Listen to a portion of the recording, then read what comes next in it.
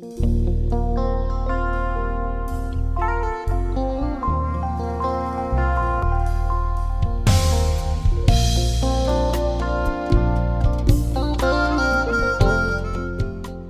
following material will briefly introduce the viewer to the one-year process from July 1998 to August 1999. During this time, Cuban-born sculptor Tomas Oliva accomplished the commissioned project of conceiving and executing the front doors for the new St. Andrew Church in the city of Sumner, Washington, United States. This documentary is a nonprofit endeavor.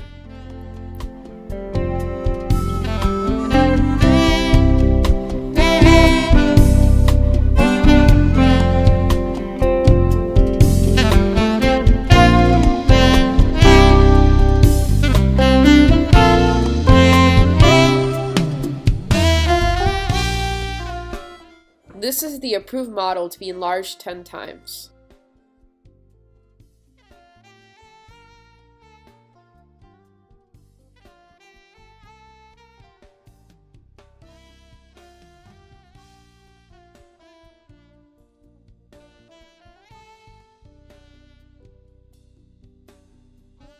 The artist inserts anchors along the perimeter of the wooden board.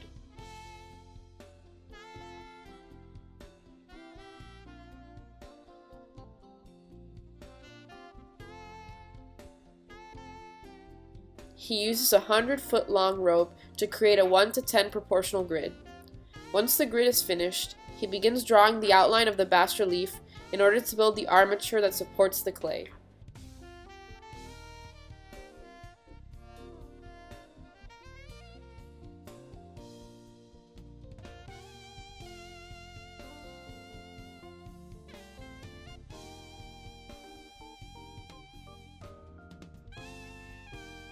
The armature is made of wood, wire, galvanized wire grid, and the traditional wired wooden crosses.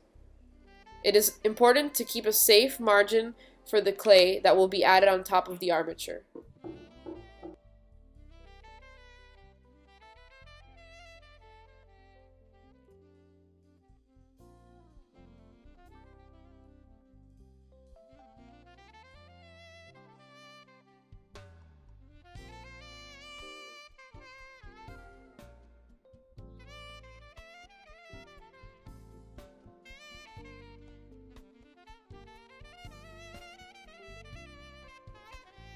The artist adds the clay firmly, covering the entire surface. The proportions of the approved model should be kept. There should be cross-checking between the dimensions of the approved model and the enlarged model to avoid deformations. This extensive process will consume the following 5 months.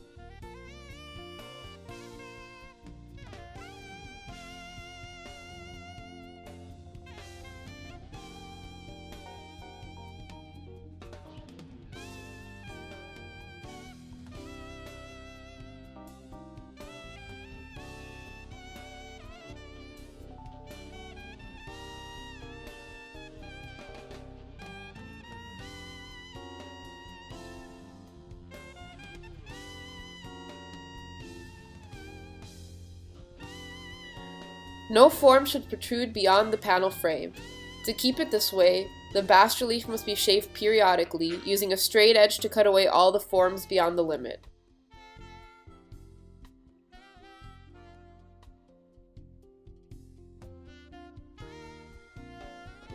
Detailing the forms carefully and achieving the bas-relief effect, in correspondence with the approved transition model, can be time-consuming and demanding. This is particularly important while working with models.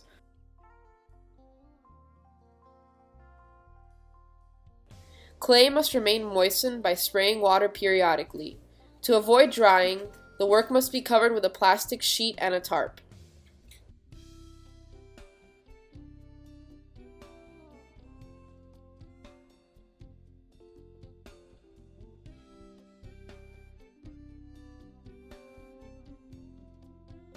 Shaving the bas-relief is always a painful process, as some of the important details disappear and must be recreated all over again within the fixed limits.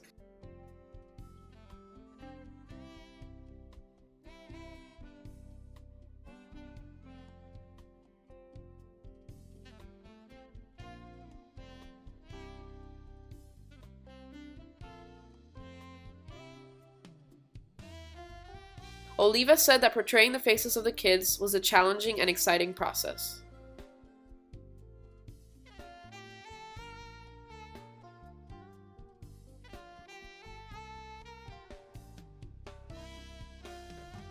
A pattern was drafted in order to start the fabrication of the door panels. At the same time, the modeling was finished.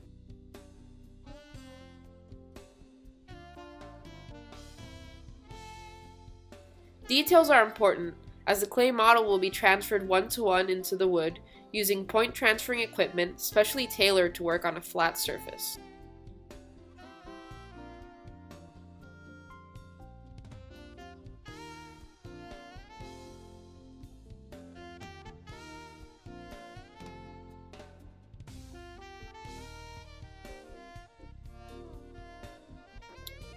On March 7th, modeling was completed and a photographer took pictures of the end product.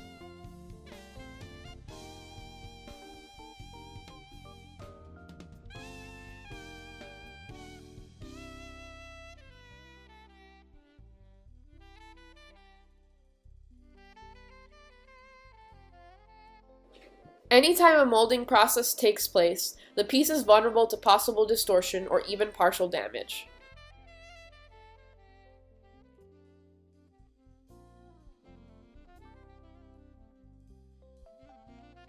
By this time, the door's panels were ready. All the incisions for hardware were done, so the artist had to be extremely cautious to avoid cutting a hole during carving. The bottom of the doors was reinforced with steel to avoid eventual warping in the future. An experienced team was hired to perform the job, and they proposed to experiment with a new polyurethane compound from the Smooth-On brand, which was never before used in a work of this magnitude. Given the nature of the poricast polyurethane molding compound, the material had to be mixed in small batches, making sure each portion was a precise amount.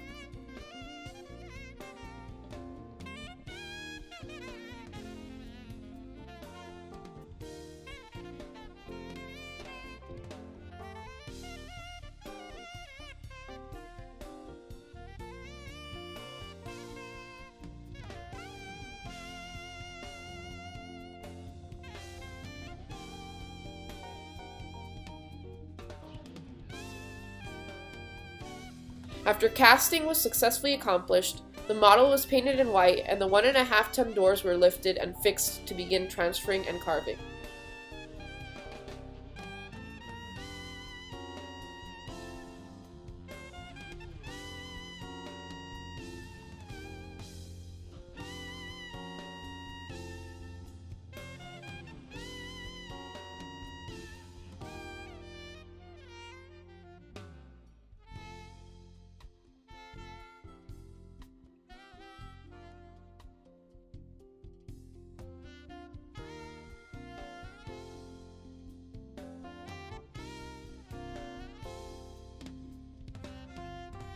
Some carving was done on the back side of the doors.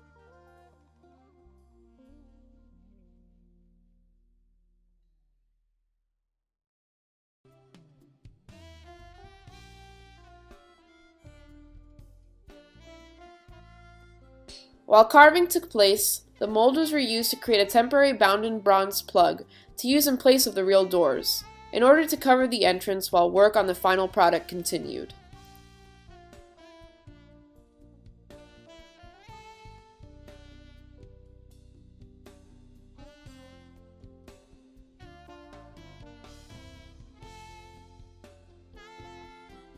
The machine was made of aluminum for lightness. Nonetheless, moving the 35 pounds by hand back and forth became a burden over time.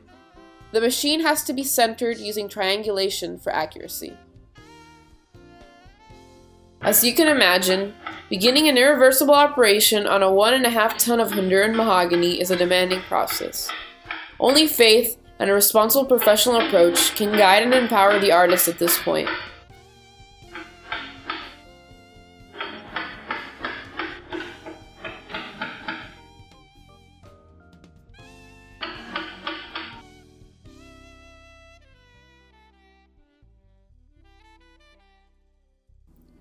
On the other side of the studio, casting the bounded bronze bas-relief goes smoothly.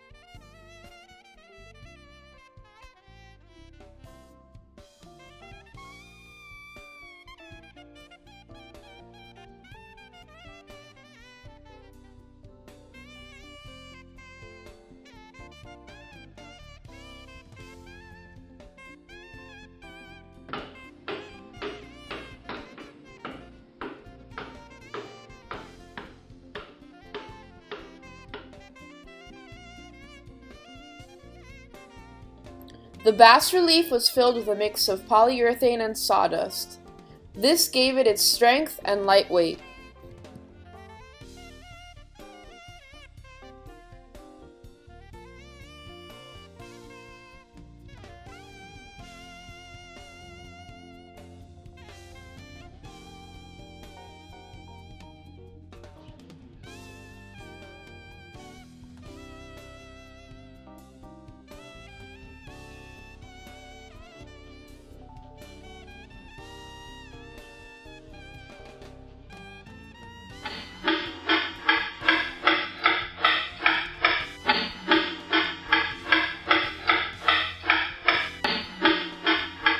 Given the short time left for the carving, no new technology should be left to spare. Research and experimentation with new tools was an essential part of the process.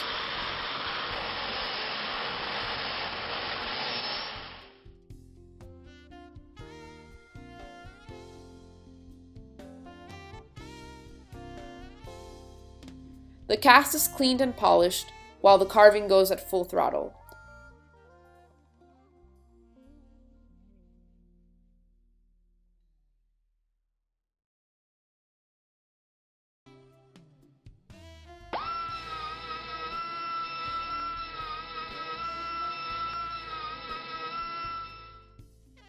The method of transferring points is the same system used by 3D laser scanners of today, but it is the same process artists used for centuries to transfer models into final and costly materials.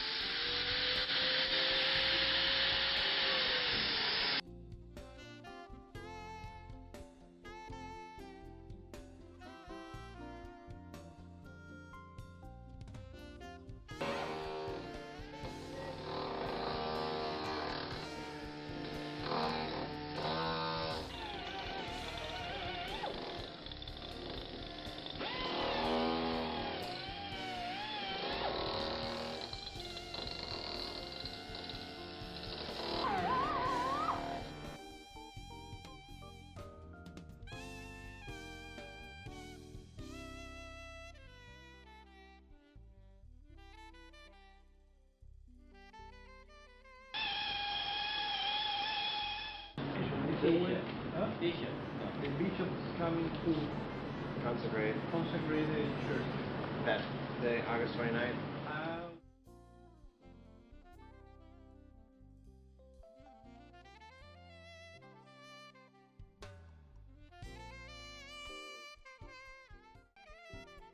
By the end, traditional wood chisels are demonstrated to be the best for the fine carving.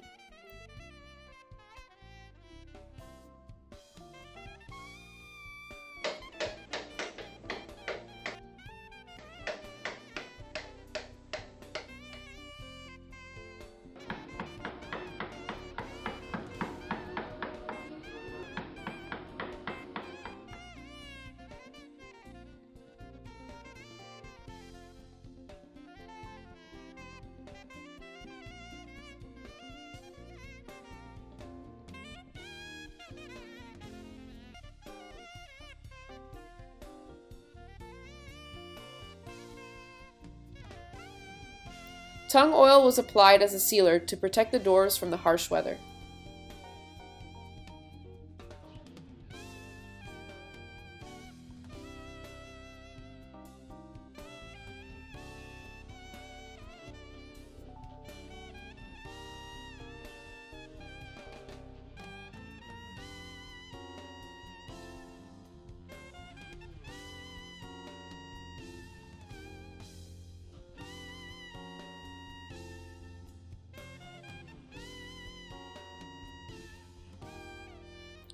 To celebrate the timely accomplishment, the Duncan family, who sponsored the project from the beginning, organized the reception at the studio. The artists and participating technicians shared their experiences with the members of the community.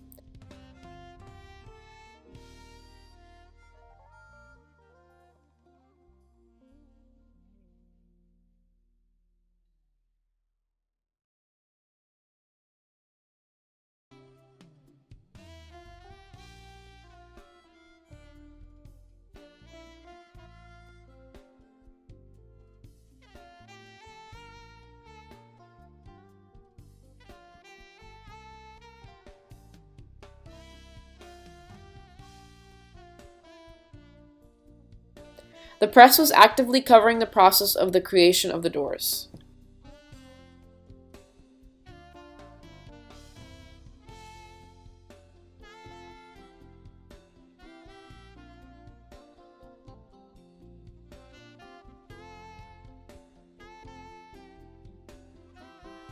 On August 29, 1999, the church was inaugurated, finalizing 12 months of arduous work.